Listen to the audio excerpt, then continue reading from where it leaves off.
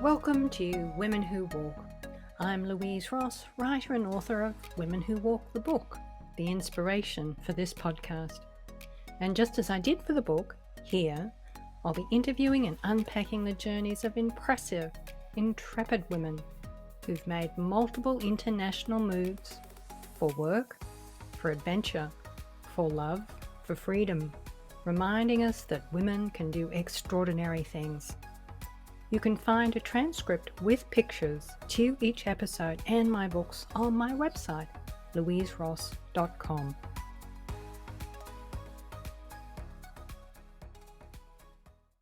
Hello listeners, welcome to episode 32 of Women Who Walk. This episode is the second in a series of interviews that I'm doing with women who've moved to Portugal and who are self-employed in the healing arts as holistic, alternative or non-medical practitioners. Several of the interviewees' reflections on setting up practices and building a client base in Portugal, one of the topics covered in this episode, may well be of interest to listeners in the healing arts who are thinking of moving to Portugal with the hope of practicing. And so now to today's guest, Gillian Harrison. Gill is from Scotland, and you're going to hear that quite clearly in her Glaswegian accent. Incidentally, the paternal heritage of my last guest, Anglo-Brazilian Alexandra Clark, is also Scottish. Beyond that, their personal stories diverge significantly.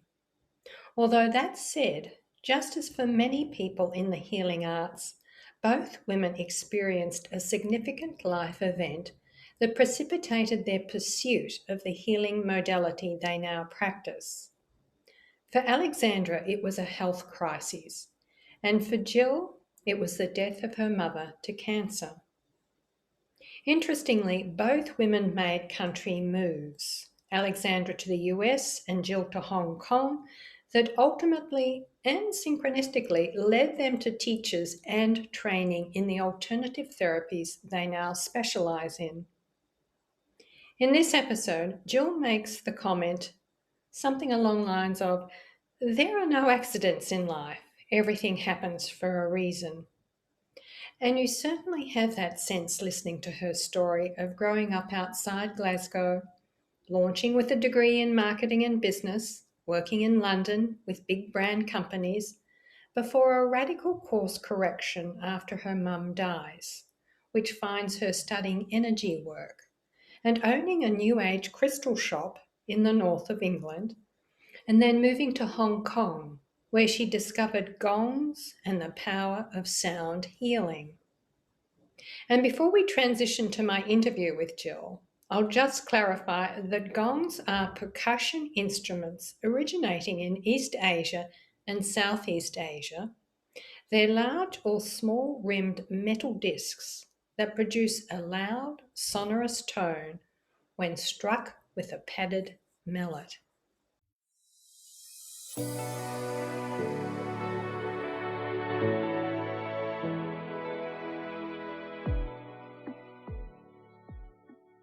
Welcome, Gill, to Women Who Walk. Hi, Louise. Thank you so much for welcoming me. And you are in Vietnam right now. And you're there for the summer, aren't you? Yes, I'm here for a month. We have a house here. It's my happy place. I love Vietnam. Any listeners, if you're ever thinking about coming to Asia, it's a fantastic country. I'm very fortunate because where the house is, it's very quiet. I look out on trees. I have a little pool. It's a complete oasis.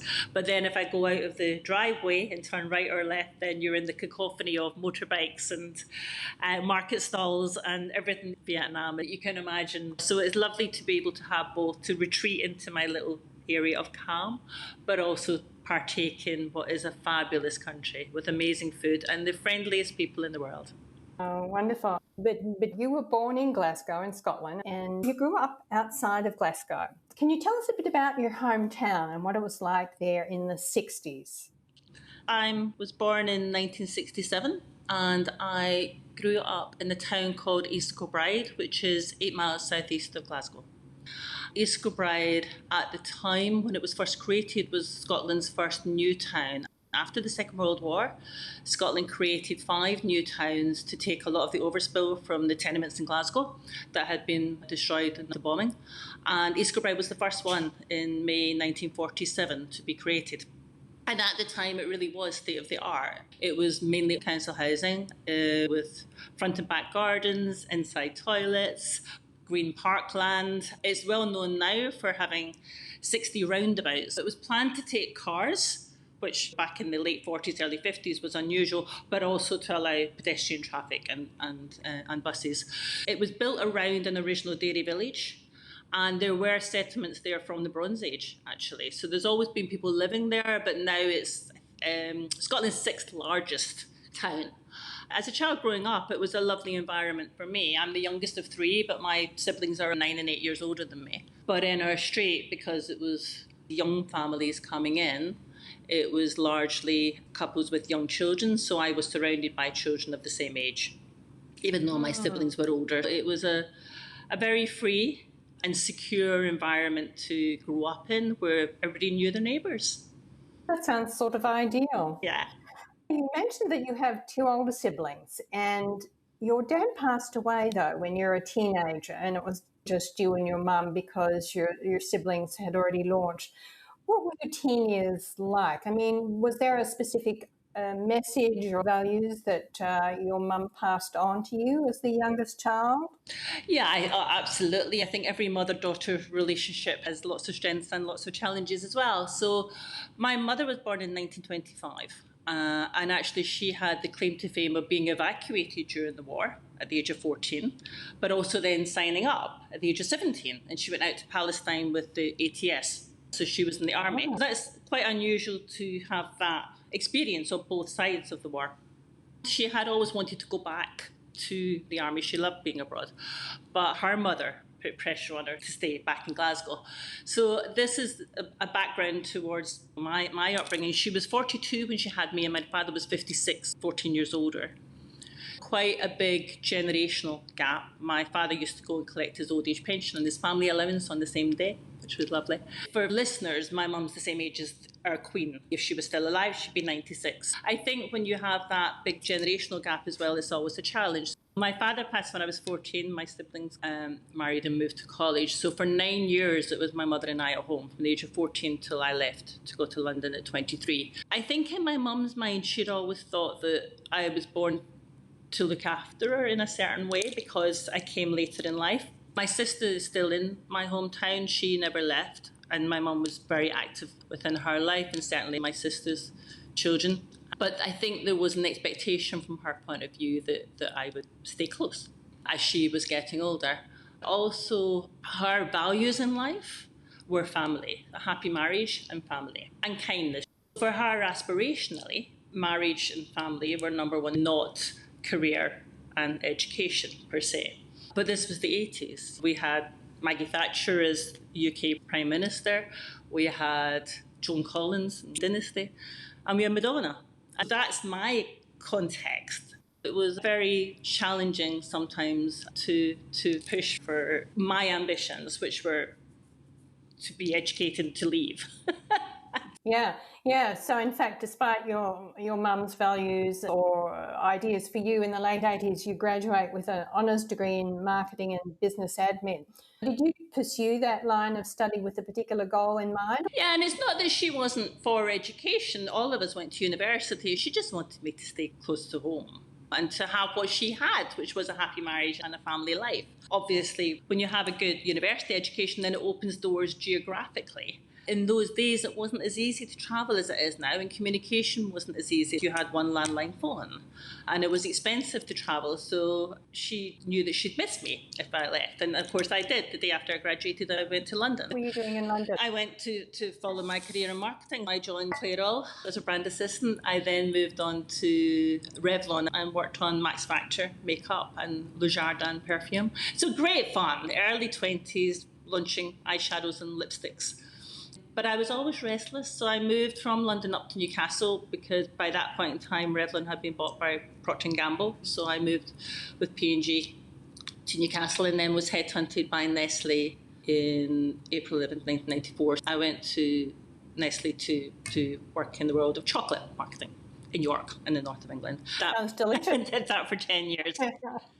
And loved it. York is a lovely medieval town in the north of England. All of our advertising agencies were in London, so I went to London twice a week. I could still keep a connection with the city as well as living in the north. And it was great fun. A really, really creative and challenging job with big budgets, brands everybody knows. Made lots of friends who are still my friends to this day from those times. Then in the early 2000s, your mum has cancer and you decide to return home to help look after her. And so did that period in your life cause a change in the direction of your career? Because it's not long after her passing that you do your Reiki training. Isn't that right? There were a combination of lots of things, Louise. So yes, my mum sadly battled bowel cancer for 5 years, quite a long time that we were dealing with it. And towards the end of her life, I went back to spend some time with her. And at that point, I was early 30s. I was also going through a divorce from my first husband. And I think just being in that environment when you're watching somebody you love pass away, it makes you begin to question all the other decisions and aspects of your life. It was another year later before I did the Reiki training, but that was the beginning of me beginning to think, am I really living the life that I want to be living? I love my job, but it was very one-dimensional. I was married to my job. It's all I did. And I did want a family, and I did want a marriage. All the things my mother wanted for me all those years before. A year later, I did sign up to do a Reiki course just because it was about energy, and I was very aware of the fact that as my mum was passing, I was rather helpless. There was nothing that I could do to help her with that transition. I wanted to understand how energy works within the body, and it really did change the trajectory of the remainder of my life, that course, because it made me begin to question and to look at what was important to me. And I think during the energy work that we did within the actual courses that we did, but then outside of it as well, it changed the frequency of my energetic field. It opened up my energy field to other opportunities, to other experiences, to attract other things into my life. I did the Reiki course in 2002, and by 2006 I had got together with my husband. We worked together, but we'd never looked at each other romantically before the Reiki course. Had 2 boys of my own, had my 2 stepchildren. Andrew had 2 children when I met him. And so my life changed fundamentally in less than 5 years. In less than 5 years, but then it continues to evolve and change dramatically because in 2012, the whole family moves to Hong Kong. When I first moved to Hong Kong, I did a lot of marketing work, but I wanted to get back to my Reiki and to crystals. I should say, in between doing the Nestle work and Hong Kong, the shop that I did my training in, my Reiki training, I bought in 2006. Okay. So for 10 years, I ran that as a crystal shop in the UK. That was a serendipitous opportunity because I'd gone online to look for a wedding dress. In those days, because it's 20 years ago, there wasn't a lot of online shopping. I was basically looking for addresses and shops to buy a dress from. And rather than showing me those shops, it showed me a classified ad saying there was a new age shop for sale. And it was the shop that I'd done my training in. From 2006 to 2016, that was my holistic university Mark II, because every book that I sold, I read. Every CD, in those days it was CDs, I sold, I listened to. Every crystal I sold, I learned about. I did a counselling course to help people, because when you run a holistic shop, a lot of people that come in have challenges, and we were also close to a hospital. That was the beginning of the next stage in this Reiki transformation journey. I'd gone from being marketing manager, no children, single career girl, to the witch in the village running this little crystal shop with all my children around me. Yes. And Hong Kong, what was your life like there?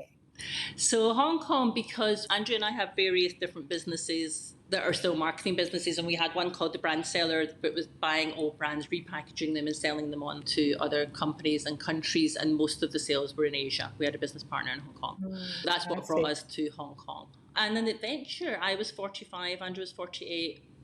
We wanted to live abroad. The younger children were young enough to take with us. The older children had already left school, and so it was a good opportunity to try a different lifestyle, and we loved it. Still to this day, I love Hong Kong. We had amazing experiences out there. It's a fantastic country. And the one thing that I know about you that you didn't mention there is that you lived on a boat in Hong Kong. I did, and we still have it, yes, because housing in Hong Kong is incredibly expensive, and especially as an expat, if you don't have Hong Kong residency, which we now have, but it's 7 years for residency for Hong Kong. So we bought a boat instead. But it's lovely every evening when you walk down the dock and climb onto your boat. You always feel that you're on permanent holiday, basically. And we're not sailors. But it was just an affordable way to live and an incredibly enjoyable one. Did you do any additional training while you're in Hong Kong? Yeah, when I moved to Hong Kong, I went back into marketing for a couple of years, but I wanted to go back to my holistic side. So I did another crystal course there. I began to buy and sell crystals. And one day I was invited to sell crystals at a Kundalini yoga workshop for the weekend. Can I ask you, Jill, who were you selling them to? Were you selling them to the Hong Kongese, or were you selling them to internationals in Hong Kong? To both. Hong Kong has a really good blend because the UK ruled for so long. There's a massive expat community, albeit slightly less so now, but when I was there, and a lot of the locals speak fluent English, and also the Asians are very into crystals and energy. Feng Shui comes from there. Reiki is Japanese. There's a lot of belief in the power of energy and the power of crystals. So I was selling to both. And my main supplier in Hong Kong is a Chinese guy. I used to sell all over the town.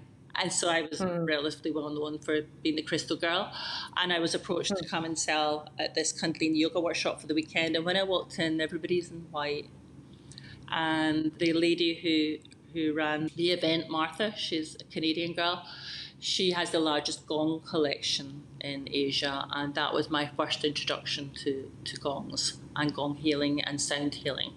That weekend I heard the gongs, I experienced the gongs, and I began to participate, going to the events, and then began to train in how to use gongs as sound healing. Now, you and I met when you did a presentation to a group of expat women here in Portugal on the healing power of crystals. And at that time, you were also doing private gong sessions combined with Reiki, and I had several sessions with you. And we ended up talking about your idea of creating a holistic community of practitioners in the healing arts.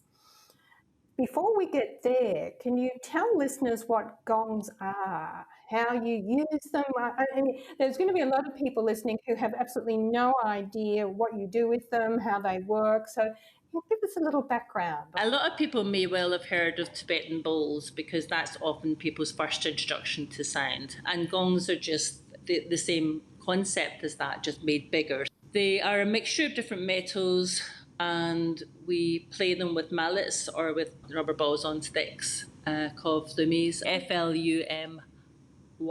And it's the vibrations when I strike the gong that have an impact on your physical body, your emotional thoughts, your mental body, ultimately to bring all of your energetic field into a state of balance. Sound healing has been present through millennia in all different cultures, races, in different way, shape or form. Everything from chanting, using your own voice, singing, chanting, to drumming, shamanic drumming. As I mentioned, Tibetan bowls and crystal bowls, and gongs are just another translation of that. I got my first gong when I was 50 for my 50th birthday. I now have 6, and they are profound catalysts for healing. My master, Martha, had a kidney stone dissolved by one. That's why she got interested in them. And for me, it was sleep. I was a chronic insomniac, and I realised that the nights that I had received healing through the gong, I could sleep better. And when I was in Hong Kong, we also did overnight, we call them puja, where you have continuous sound for 10 hours with the gong. And with that, we used to combine with Maggie's cancer charity, terminally ill cancer patients. And I watched them as they arrived, and often with the pain that they were in. And when they left, they would often say it was their one night of respite where they felt free from pain. And that's really what the gongs do, is they take you into a semi-conscious state of vibration, theta healing, where it allows you to relax at a deeper level than normal and allow the body to begin to heal itself. I can attest to that because the sessions I've had with you, both private and I have done group sessions and online sessions, it's an extraordinary experience because you can feel the vibration. It moves through you, and as it does that, you do go into this deep state of relaxation. Now, you said it's a theta state of relaxation, and you're sort of in this semi-conscious state, somewhat aware of your surroundings. And then when you come out of it, you really are in this deep state of relaxation. So it's as though the vibrational sound from the gongs moves through you and presumably vibrates through the fluid in your body and creates a state of equilibrium. I mean, does that sound accurate? It's exactly that. It is exactly that. It brings balance to your body. So anything that is out of balance, anything that is disease of any way, shape, or form, it helps to rebalance. And I find gongs particularly good for emotional and mental health. Many studies that are being done or have been done on the effectiveness of sound healing on ADHD, on addiction, on anything where you can be really caught up in your head and behaviours on the back of that. And so it's very good to just help the nervous system calm down. Continuous use obviously improves it more and more. And so my role in this world is to help facilitate this, but also to encourage people to do it themselves as well. My aspiration is everybody has a sound healing mechanism of their own in their own home, just as we might have paracetamol or ibuprofen or whatever, and take their challenges and their problems to the gong or the crystal bowl and just play, because it's a very good tool for bringing balance into your life.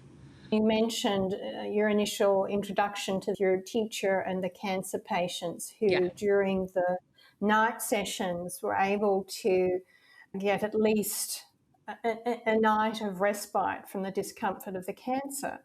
It takes us back to when you mentioned that you felt quite powerless to help your mum as she was dealing with cancer. It almost feels like there was something destined about this as a result of the experience you had with your mum as she was struggling, that then you have come to this place as a healer using sound. I think there absolutely is. I mean, I don't believe that there are coincidences in life. I think everything is absolutely for a reason. And we're talking about this whole journey, and I began with the conversation of my mum wanting me to have a family, a happy marriage, and to work with something that was to do with kindness and helping other people. And I went a roundabout route to get to that, but that's exactly what I'm doing now. I'm very happy doing so. So listen to your mum, boys and girls, listen to your mum. No, but it's interesting, the journey with this, and I hope that it can continue, because I'm specifically interested in cancer patients. Reiki now is used.